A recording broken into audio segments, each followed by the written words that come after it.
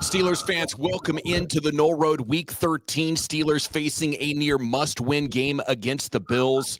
There's some good news on that front. The Bills not playing great. Both their tackles are out, but more than that, the one true weakness of the Bills lines up with the Steelers' strength.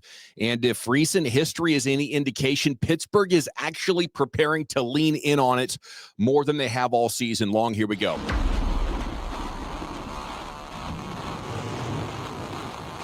To the corner of the end zone. Oh, for a touchdown!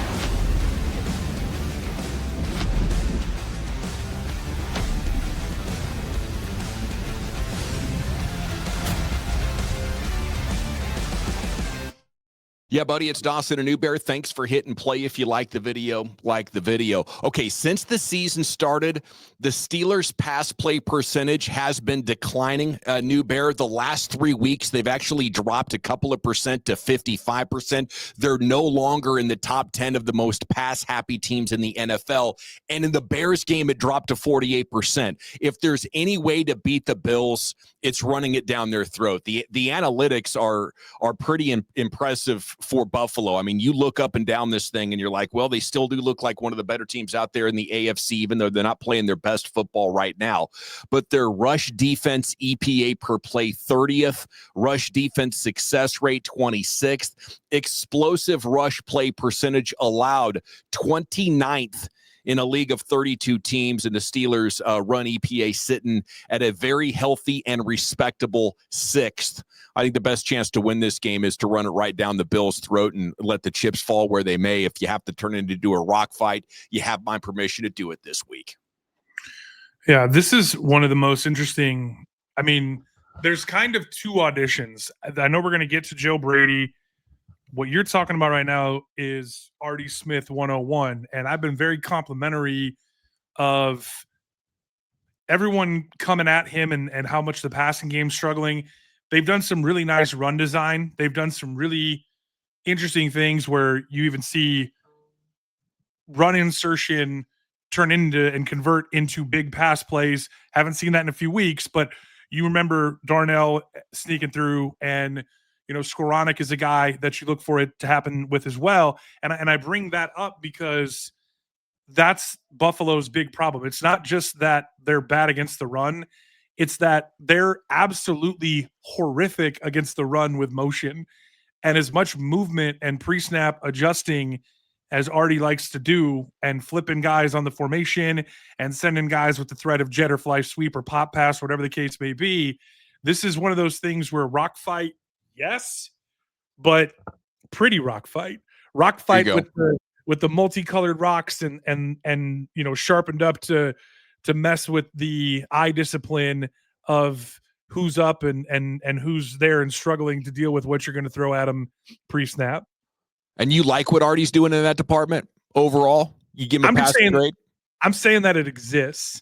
I'm saying that this is one of those things where there should not be an excuse for, oh, hey, this team struggles against this thing that everyone else does, and then, oh, this is a week where we don't do that because that's not what we do, and we would have to add that. The Steelers already have those elements in the way they want to do things. They want to bring in an extra lineman and put him in motion. They want to use Mount Washington like an extra lineman and have him move all over the place. They want to flip sides. They want to use Calvin Austin as a gadget guy. I'm just saying that there's a lot of elements that the Steelers organically possess. This is one of those weeks where you might see dudes moving on every single snap. Yeah. And I want to see it. I'm here for it. I think it's massive. I think that plus play action, when you do pass, I want to sell Buffalo that, hey, this thing that we've been hurting you with throughout the game is going to hurt you right now. If you wait a half second too late, Jalen Warren's going to be 2 and through before you know it. And I want to believe that the Steelers will embrace this, but that's one of my biggest frustrations is how they have failed to marry the run and the pass. And I think the best offenses are doing that more than the worst offenses. On Thanksgiving, we saw quite a bit of football. One of those games was the Lions. And another one of those games was the Bears. And if you look at what Ben Johnson has done for Chicago and what he's taken away from Detroit, what's wrong with the Lions all of a sudden? You know, they've had some injuries themselves. They're 7-5, but the heat around Dan Campbell and that offensive coaching staff is starting to get deafening with their lack of creativity and lack of the same things that Ben Johnson did. It takes a discipline and an eye for detail, and then some in-game situational awareness to know when to spring it. And I just don't know that the Steelers bring enough of those elements to the table together to be confident. But the good news is, Buffalo has struggled against a variety of run games this year. You might not have to do it to at least be efficient. And then I guess we'll hope for the best. Like, if you're not doing play action, I'm sorry, I just can't be that confident in your game plan. Yeah, it's funny because it doesn't take long to go back into the, I don't want to go full negative Nancy on you, but it doesn't take long to go from, oh, hey, this is one of those weeks where this team really struggles with this thing and we do that thing. Let's go, right? And then you come back to reality and you go, yeah, okay, but like, how do you get all the way there? And to your point, you got to make folks pay when they present opportunities for you to hit them over the top. And what do you mean by that? Well, if they come out in a two shell, and they give you a whole shot, you can't not throw the ball to Roman Wilson because you didn't like how he practiced on Thursday. Like, there's going to be opportunities for all kinds of different elements on Sunday off of what they struggle with. Because like you said, it's not just a one-time thing where they gave up 1,000 yards to someone and the stats are skewed because of that. This is one of those things where, as much as you want to believe Bills Mafia in your team's chances because of the unicorn quarterback and everything that he's been able to almost get over the hump of year after year, because this isn't a 2025 problem for the Buffalo Bills when it comes to injuries and inconsistency. This is every level of the defense, defensive line, linebacker, defensive backfield, every year seemingly has someone go down that's critically important to their Super Bowl aspirations.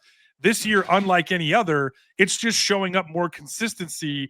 And then you're putting, instead of Josh Allen being in a position where he can take the check down and he can take the, what the defense gives him, he's actually getting hit in the teeth a bunch more and maybe having to take some more chances. And you're having to play in these situations where you're not dictating to the other team because of what you're simply flatly and plainly not able to do as a defense.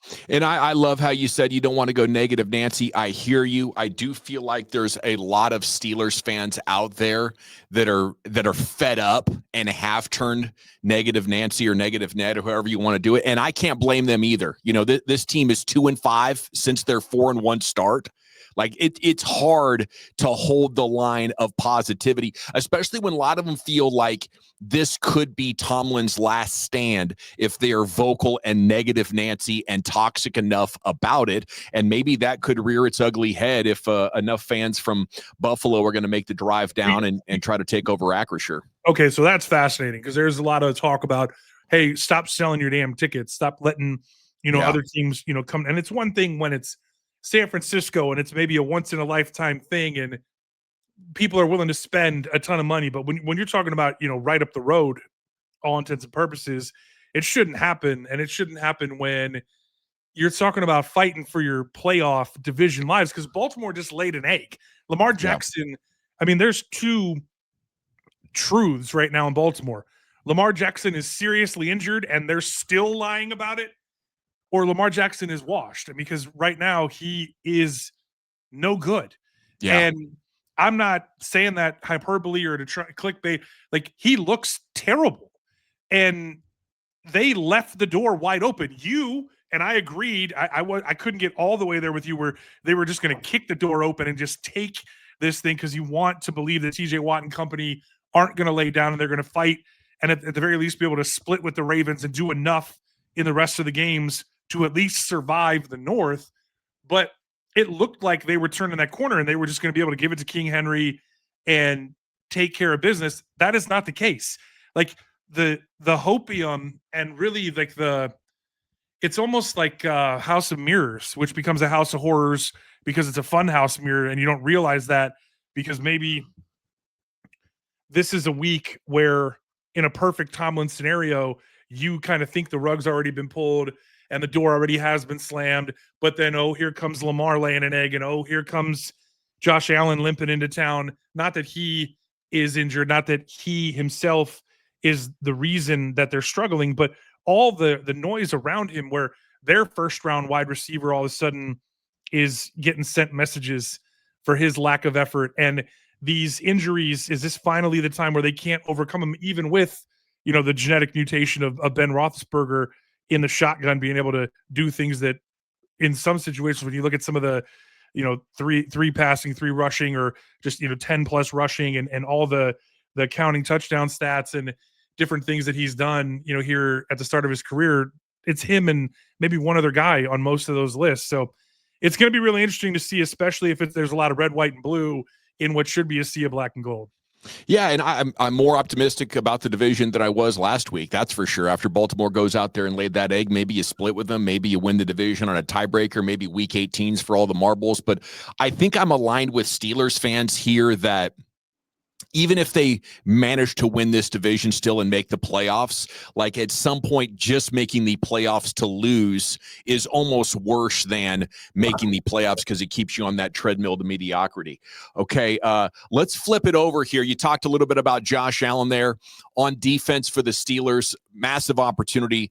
The Bills are number 1 in the NFL at explosive pass play percentage. Like, you don't beat them over the top. They force heavy boxes, and then they go for the throat for big plays. Or I guess I had that flipped around here. The Bills are the number 1 offense at explosive pass play percentage, and they force heavy boxes with their run game, and then they beat you. They don't do a lot of play action themselves, but like, Josh Allen is a cheat code. He's one of the very few quarterbacks in the NFL where you can say he and the running back are their own 1-2 punch. But they are 2-3 on the road, and they have dropped 2 of their last 3. So, you know, maybe Buffalo is kind of vulnerable here, but it comes down to me for what's been the Steelers' kryptonite throughout most of the year, and we got a good look at it against the Jets week 1, and that is the Steelers' inability to stop the run consistently. How many pressures did the Dolphins hit? 19 pressures, and that was a team that was left for dead. And now all of a sudden, Josh Allen's looking up from the bottom of the pile, wondering where the hell that game went. You know, this is a team that from week to week, that's the problem with everybody eats. Their offensive mantra is whoever's open is going to get the ball.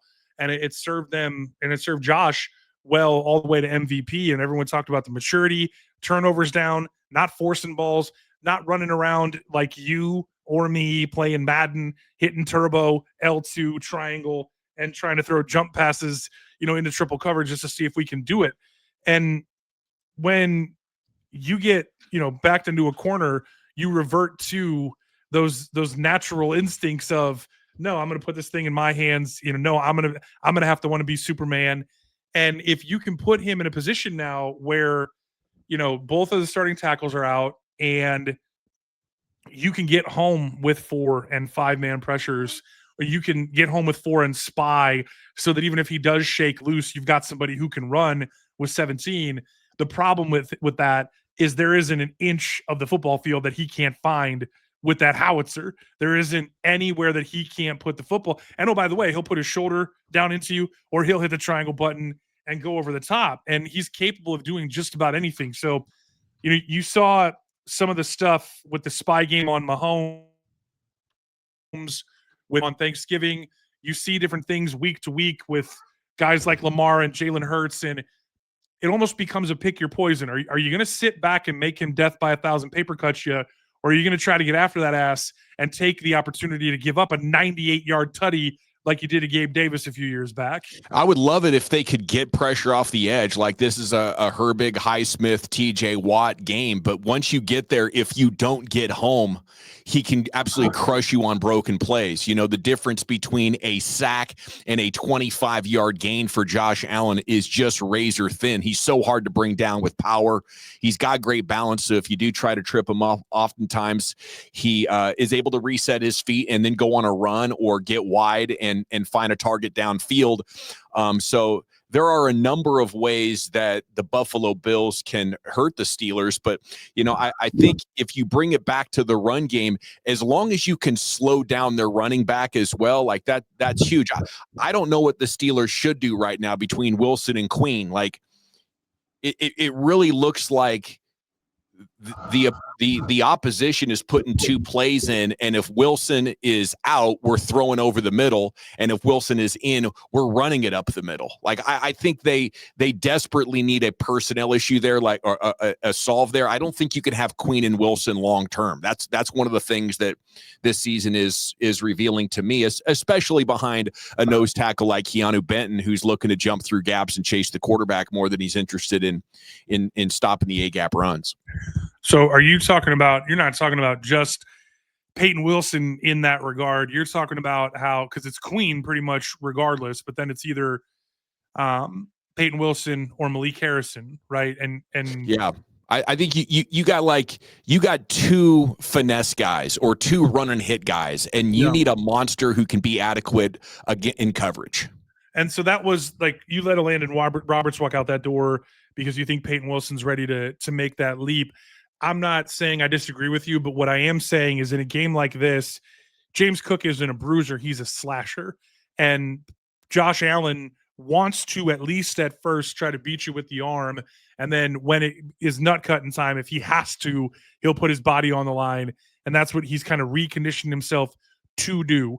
So in that scenario, and especially if some of the, I mean, you want to talk, we were talking about injuries earlier.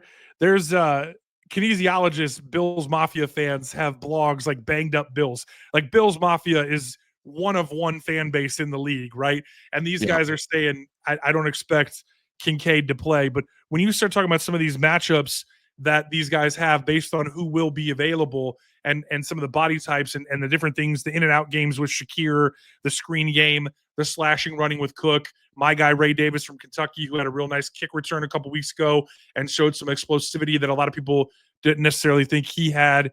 And he's also a really good pass catcher out of the backfield. And the reason that I'm still talking right now is that everybody eats means read progressions and then throw to who is supposed to be open. And I feel like if when you talk about Malik Harrison versus Peyton Wilson, this is one of those games where Peyton Wilson has to prove what he said preseason in Latrobe, that I am one of the best cover linebackers in the league. And I think you a little bit of a day if you can corral everything else around them, because if Josh Allen goes off, then you're not stopping anything. And if Josh Allen goes off from a place of comfortability where he's able to just kind of play check down because, Ray Davis, James Cook, Shakir, any of these guys in space are just playing in and out on your zone drops, like it's going to be a long bleeping day. What do you think of Shakir? I think this has got to be a game where the corners can be trusted in man, commit more resources to the run game. I'm willing to bet on that going in out of really lack of respect for the Bills receivers. They're more productive than maybe their reputation is, but Kincaid is out of this one. Palmer is out as well, and he's not a big guy, but they're looking at Shakir and Keon Coleman. And if your corners can't lock these guys up enough, so maybe you can blitz Josh Allen more, or you can play with heavy box throughout the day to try to stop their run game, to use a guy over the middle spying. Then what's funny about Shakir, dude, is he's one of those guys who now is like, who's your favorite, Welker, Edelman? Who's that favorite, whip? Go back to Green Bay with our guy Rodgers and think about guys like Randall Cobb and stuff. I envision Shakir playing that type of slashing role where he would have the ability to do some stick nods and some other things off of it, because in year 2 for him, which is like 23, I think he led the NFL in yards per target and also success percentage. He was like a 16-yard a catch guy who became this uber slot receiver and like a 10 and a half maxing out at 11-yard per catch guy. And I thought when they did that and they brought him down a little bit, he was going to see the volume go way up to the tune of him going way higher in a lot of fantasy leagues I'm in, and him being a guy that you expected because of his early success at like depth with Josh Allen, that as the offense continued to evolve and mature, this would be a guy whose number would just get called all the damn time. And I mean, I know he hasn't had 100 catches. Did he even have 100 targets? I think he was right at 100 targets last year. So to your point, when you look at the wide receiver group, Keon, he's one of those height, weight, speed guys who he didn't have the speed. He didn't run well, but he played with the big body, and they were hoping. I mean, they were really excited when they got him. They were hoping that he was going to be the big body to play off of Shakir and these tight ends. They were going to be able to just play bully ball against people, right? But to your point, it's not a very inspiring group, because then you're talking about Josh Palmer, who's a retread, who's been in a number of different places, who hasn't really popped off, hasn't caught a touchdown pass yet this year.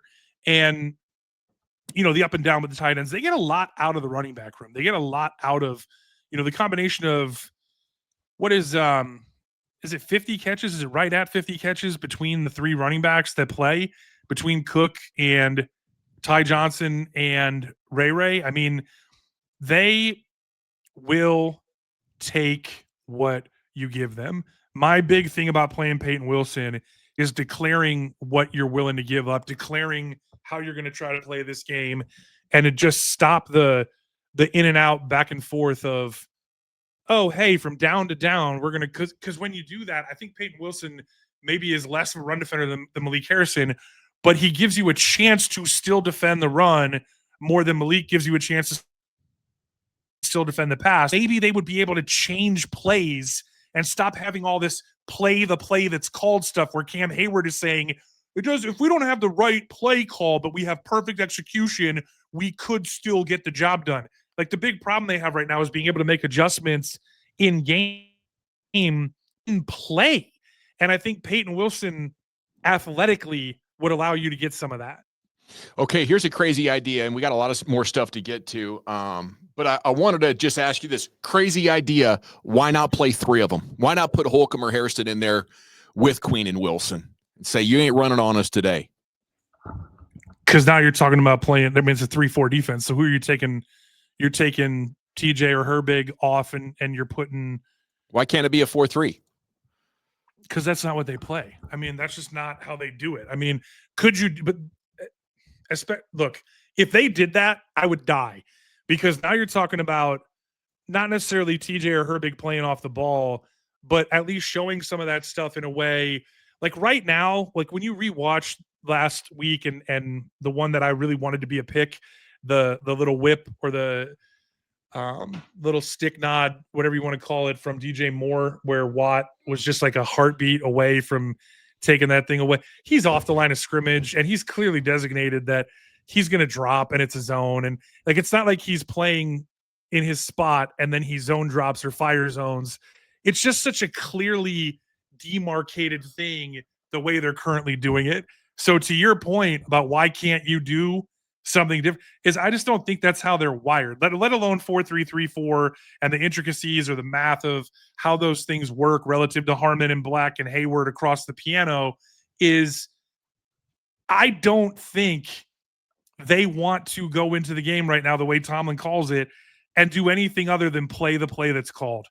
And the way that you're talking about it would mean that they would be having to, all the stuff that you see when great elite defenses get it right, that you see Steelers guys looking left and right, trying to make sure that everyone knows what they're doing. And then here goes the guy, or here goes the ball right by your ear hole.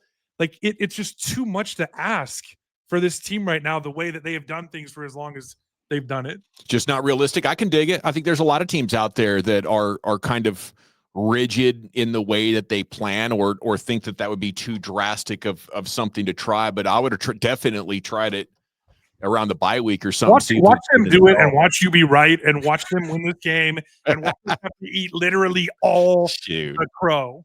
Hey, Aaron Rodgers, good to go in this one. Can we put air quotes around that? Can you tell me 7, 8, 9 days, and all of a sudden a bone is totally fine that was still broken last week? Like, this whole thing with I think they thought they could get by with Mason, and they didn't need Aaron Rodgers, and now they have no choice. Then you go, well, the Ravens lost.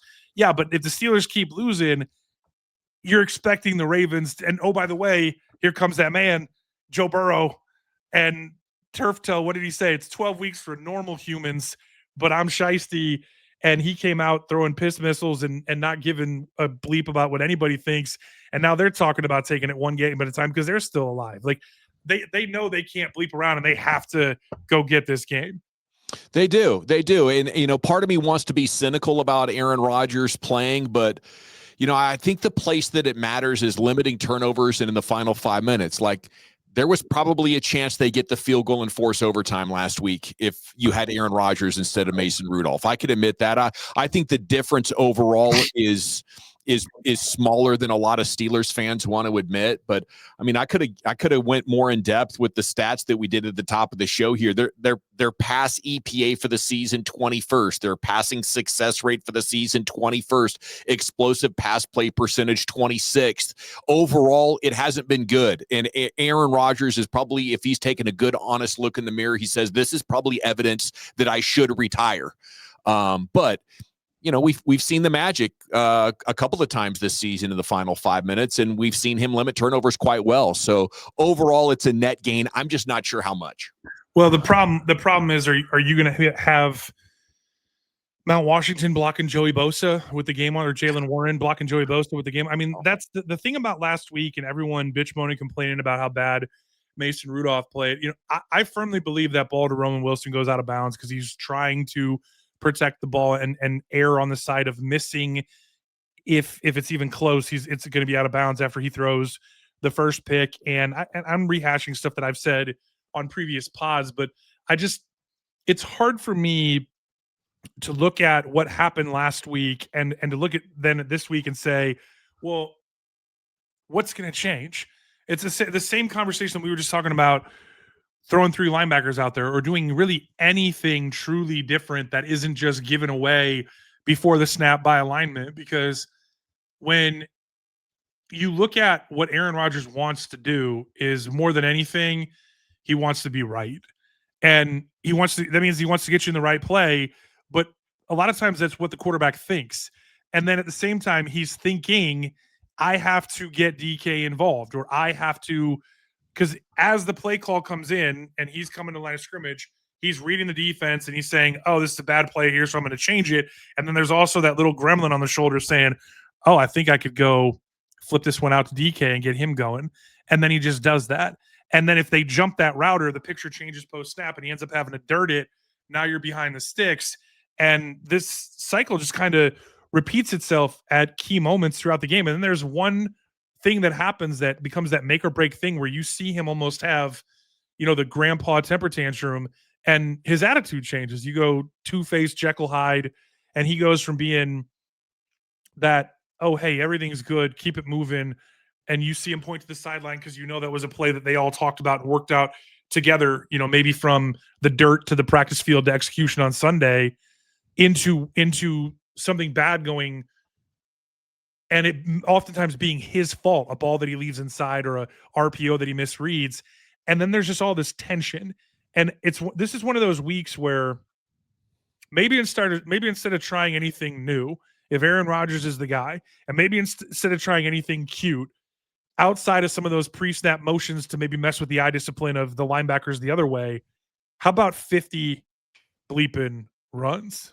I love it, man. 50 bleeping runs and 12 passes, all from play action. I think that could get the job done against the Buffalo Bills. Okay, a couple of injury things personnel-wise. Broderick Jones has gone to IR with that neck. Is it technically it sounds like more than a stinger to me. Although some of these stingers can be nasty, but some stingers can be career-threatening. We'll hope for the best for Broderick Jones. As I lost feeling in the whole left side of my body one time. I had to take a knee, crown to crown, 9-on-7, with a Brian Urlacher clone middle linebacker who was just a monster from stingers are a funny thing because if you remember, that's where Asante Samuel's neck surgery actually came from. It was shoulder, stinger, neck.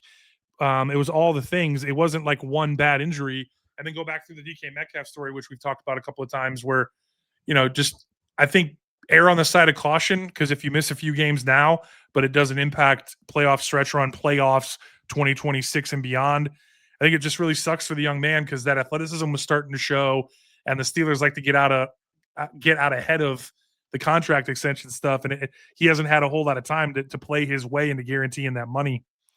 You mentioned Asante Samuel Jr. He has been elevated. He is going to make his debut. Hopefully he's got the clamps out. He's ready to put a seatbelt on dudes. And Speaking of those dudes, the Bills did bring in Brandon Cooks. They won the Brandon Cooks sweepstakes. You cannot let this guy beat you. The only way he's going to beat you is if he gets 2 steps behind the defense so the ball can come over the top. His little short butt is going to run under that and body catch it, or deep crossers. If you allow him to separate from the defensive back and be heading towards the sideline, he is also very good at those routes. I don't know what his timing is going to be like. I don't know what his chemistry is going to be like with Josh Allen, but Brandon Cooks is about a 450-yard receiver if he played all 17 games for you at this point, so you can't let him crush you. You know what, though? He is a professional wide receiver, and we've gushed about him in different places, over the years. What do you always talk about? He's a pilot, and I always I always go back to one of my favorite interviews ever.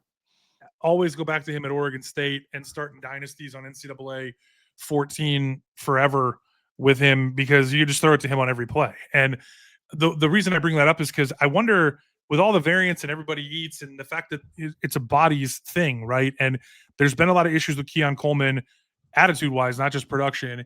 And then you're talking about Josh Palmer, you're talking about Shakir, you're talking about these running backs and these tight ends and this team total effort. Like, it almost makes you wonder, to your point about timing, is Cooks a guy they bring in and they show some fly and some jet, or they hit him with a quick screen, they get you thinking, they run him, because he still can run. He's not the same guy that he once was, where he was taking the top off for every team he ever played for, going over $1,000, no matter what jersey he was wearing. And one of Tom Brady said he was his favorite deep target after Randy Moss of all time, I believe, and was having a crazy productive year into the Super Bowl. When he got knocked out in the Super Bowl, might have cost the Patriots another ring. And in that game, he got blindsided, and it's one of those things where this little dude's willing to put his body on the line. And at this point, chasing rings, at this point, if you're still playing, you're probably willing to do just about anything, because he's an accomplished dude who's made money, who, he's out there for the love of the game, and he's going to be running some for love of the game routes, maybe to help get some other guys open. And I think that's going to be an interesting thing, where if he's going deep post, right, if he's going 7, 8, 9 from a screen or a fly sweep, do they almost use him as a decoy to kind of dick with some of the safeties, or get Asante off the task so that you can free up Shakir in between some of those things? I like the sound of that. I also like the concept of everybody eats. Hopefully, when the Steelers are studying this Baltimore or this Buffalo game plan, they're like, hey, maybe we should do this. We're wrapping up here on the Noll Road. Final predictions time. I just want to say, I'll give you a score of what I think it's going to be, but it's not just winning that is important this week. We need to see over the final 6 games a team capable of getting stops without turnovers, a team capable of stopping the run and of committing to the run themselves and using play action. Like, there's some tactical adjustments we could see that teams make all the time. Oh, they hadn't done this till December. Now they're the hottest team in the playoffs. What is that thing? We need to see some sort of an adjustment. Like Roethlisberger, I don't know if he's even wanted on the Steelers sideline by Tomlin and Artie right now, talking about, I need to be up 20 points to rest comfortably at halftime because I'm worried about they're going to come back. We're not making in-game adjustments, not halftime adjustments, and not enough mid-season adjustments on things. But I say all that to say, I want a convincing victory, not one where you give up more yards and better third down conversion, but you pick off 3 passes and get a sack, fumble, and win by 10. I don't want to see that. That would be more fool's gold. I need down in, down out efficiency, complementary football. So it sounds like you want a shootout to prove that the offense is worthy of what the defense might still one day become. And I'm not trying to put words in your mouth. I'm hoping for that a little bit, because this is one of those things where it's like they don't have both tackles. So what are they going to do? Are they going to chip TJ? Are they going to chip Herbig? How are they going to screen them to death? How are they going to mitigate?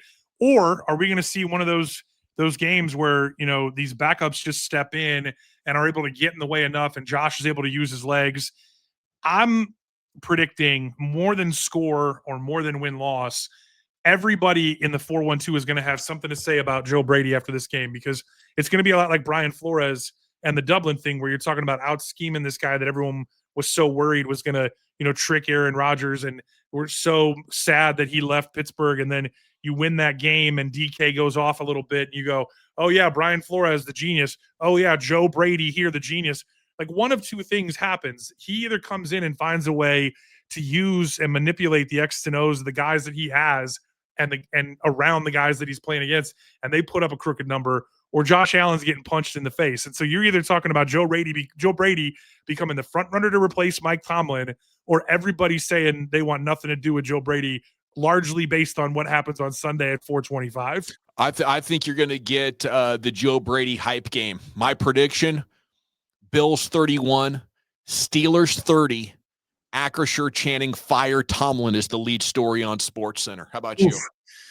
Yeah, I mean, I'm just trying to figure out where the points come from, because I just wonder if they're going to be stubborn enough if they get down 7-10 and you start talking about, game flow, game script, to stick with Warren and Gainwell, and not, because Aaron Rodgers is back, try to let him cook. And then at the same time, we saw against the Bears, TJ gets home, they put the ball on the dirt in the end zone, and that still turns into a thing where they can't cover anybody when it matters. I mean, when you talk about going 19 for 35 and getting embarrassed, not necessarily on the stat sheet, but in the way that game feels, because the Bears left yards, completions, points on the field. Like the game should have been even better, but Caleb wants to run around like cosplay Mahomes and miss a few throws, or drops or whatever the case may be. And Josh Allen's better than Caleb, but is Shakir as good as DJ Moore and Rome Odunze, Keon Coleman, and having one of the tight ends out and one of the tight ends up? I don't know. This is going to be interesting to see if TJ and company up front can get home and disrupt it enough to get them out in front where the Bills have to chase, and then you can just keep hunting, because that's one way that this game could go into a place that kind of ruins everything for Joe Brady when you talk about the black and gold. I like the idea, whatever the number is, of it being a shootout. And I do think the Bills having, basically to play for their playoff lives, looking at what New England's doing, and really having, a little bit more hunger and a little bit more fight, figure out a way to get this one done. All righty. That'll do it here for our Week 13 Sunday show. We'll be back Sunday night or Monday with our overreaction. And hopefully at that point, we'll be talking about a Steelers victory, getting to 7-5. Till then, we'll see you here on the Noll Road.